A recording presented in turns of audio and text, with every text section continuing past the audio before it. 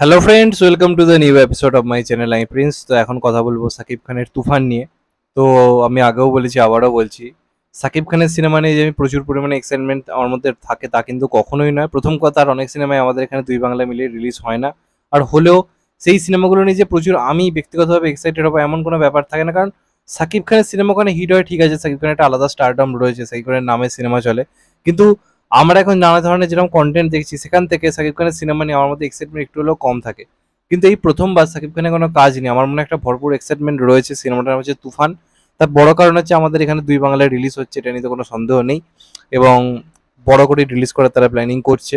এবং আরেকটা ব্যাপার হচ্ছে রায়হান রাফির ডাইরেকশনের আমি খুব বড় ফ্যান। এই মুহূর্তে বাংলাদেশে যে কজন কমার্শিয়াল ডাইরেক্টর রয়েছে তাদের মধ্যে রায়হান রাফি এমন একজন যে বাংলাদেশি সিনেমাকে অন্য উচ্চতায় নিয়ে যাওয়ার ক্ষমতা রাখেন, এবং উনি নিয়েও গেছেন।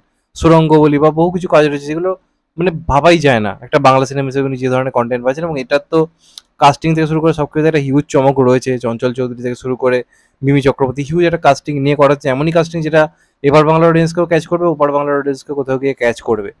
তো এটা একটা বিগেস্ট একটা গ্যাংস্টার মুভি হতে চলেছে, যেটা আমরা যেটুকু জানতে পেরেছি, যে কলকাতার ব্যাকড্রপে গ্যাংস্টার মুভি এটা হতে চলেছে, যেখানে 90s এর দশকটার মানে দেখানো হবে।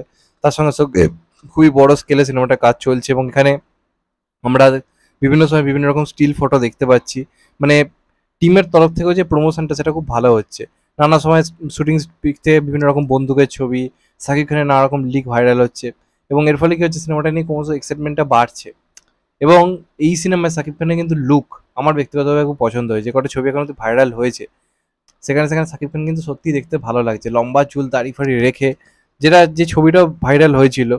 তো সেই যে লুকটা যখন আমরা দেখতে পাচ্ছি, সাকিব খানকে কিন্তু দেখতে দারুণ লাগছে। যে অ্যাটিটিউড, হাঁটাচলা, কথাবার্তা, তার হাইট, ফিগার সব কিছুর সঙ্গে ভালোভাবে ম্যাচ করছে। এবং আমার তো মনে হয়, আমি যতদিন ধরে সাকিব খানকে দেখছি বা ফলো করছি, সাকিব খানের সব থেকে সেরা লোক আমার তুফানি এখন অব্দি লেগেছে। এবং এটাই রায়হান রাফি ম্যাজিক। সাকিব খানকে যখন আনছে এমনভাবে আনছে যা আজ অব্দি ওখানকার মানে কোনো ডাইরেক্টর করতেই পারেনি হয়তো। সেখানে দেখছেন তো নর্মাল সিনেমাগুলো কি লেভেলে কালেকশন করে, সেখানে যদি একটা তুফানের মতো কাজ আসে, যদি সেটাকে প্রপারলি এক্সিকিউট করতে পারে, রায়ান রবি যেটা করার জন্য বিখ্যাত, সেটা যদি খাপে খাপ মিলে যায়, তাহলে এই সিনেমাটা সত্যি কথা বলতে বাংলাদেশের ইতিহাসে সর্বকালের সেরা রেকর্ড তো গড়বেই। আমাদের এখানেও কিন্তু ভালো কালেকশন হয়তো করতে পারে, একদম উড়িয়ে দেওয়া কিন্তু যায় না। তো এটা সম্বন্ধে একটা নতুন যেটা আপডেট পাওয়া যাচ্ছে, প্রথমে তো বলি, একটা ছবি আজকে ভাইরাল হয়েছে, যেখানে দেখা যাচ্ছে সাকিব খান একটা কালো ড্রেস পরে হেঁটে আসছে, এবং সামনে কিছু কুস্তিবিদেরা দাঁড়িয়ে রয়েছে। তো ওরা কিন্তু একটা কুস্তির আখড়ায় শুটিং হয়েছে। ওইখানে সাকিব খানকে যা লাগছে, যে ছবিটা যে ভাইরাল হয়েছে, আমি থাম্বনেলও দিয়েছি, তুখোড় লাগছে সাকিব খানকে। এক কথায় তুখোড় লাগছে, দুর্দান্ত দেখতে লাগছে সাকিব খানকে, ফাটাফাটি লাগছে, মানে হেভি মানিয়েছে। একটা একজনকে ধরুন গ্যাংস্টার টাইপের পার্ট যে দিয়ে দেওয়া হলো, এমন তো হয় না, তাকে তো মানাতে হবে, যেমন জিদ্দাকে চেঙ্গিসে হেভি মানিয়েছিল। তো এই ধরনের পার্টের ক্ষেত্রে একটা হিরোইজম খুব দরকার লাগে একটা হিরোর, তো সেটা সাকিব খানের মধ্যে রয়েছে। তা আর থেকেও যেটা বড় ব্যাপার জানাচ্ছি, এখানে সাকিব খানের এন্ট্রির জন্য একটা বিরাট বড় অ্যাকশন সিকোয়েন্স প্ল্যান করা হচ্ছে, এবং কুস্তিবিদদের এই যে সিনটা, কুস্তির যে আগ্রাটা, এটার সঙ্গে সিনেমাটা বিশেষভাবে কানেক্টেড। এবং সম্ভবত এখানে একটা বিরাট পরিমাণ কিন্তু অ্যাকশন সিকোয়েন্স থাকতে পারে, মানে কুস্তি ফুস্তি হচ্ছে নানা রকম, সেখানে দাঁড়িয়ে সাকিব খানের একটা এন্ট্রি কুস্তিবিদদের মাঝখান দিয়ে, এমন কিছু কিন্তু একটা প্ল্যানিং করা মানে ট্রাই করা হচ্ছে। এবং সাকিব খানের কেরিয়ার আজ অব্দি যা যা এন্ট্রি হয়েছে, তুফানের এন্ট্রি সব থেকে ভয়ঙ্কর হতে চলেছে।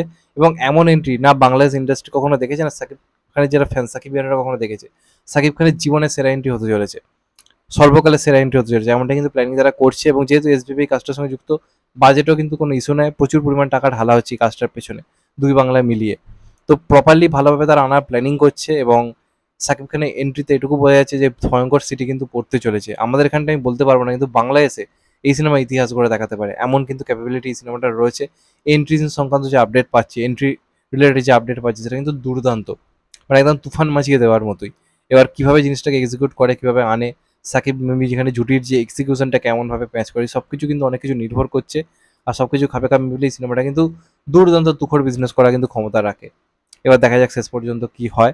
তোমাদের এটা নিয়ে কি মনে হয় অবশ্যই কমেন্ট করে জানাও। আর চ্যানেলটা নতুন হলে চ্যানেলটাকে সাবস্ক্রাইব করে দিও, অ্যান্ড কেটে দেবে লাইক। ভালো থেকো সবাই, টেক কেয়ার, নমস্কার, আবার দেখা হবে এখন তো ভাই। সবাই ভালো থেকো, সুস্থ থেকো, নমস্কার, টেক কেয়ার, আবার দেখা হবে।